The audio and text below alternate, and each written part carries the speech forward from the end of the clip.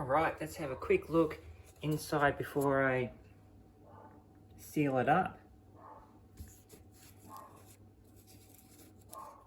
So I think I'll do a little bit more black wash on that.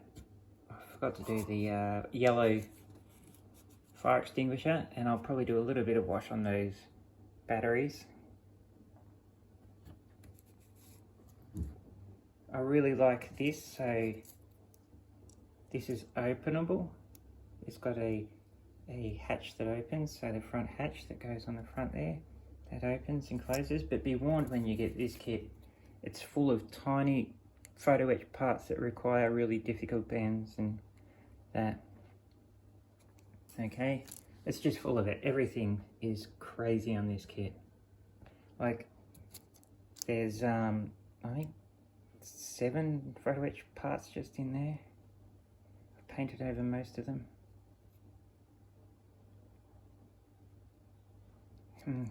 Anyway, so yeah, just quickly before we get it all sealed up, because you'll never see it like that again.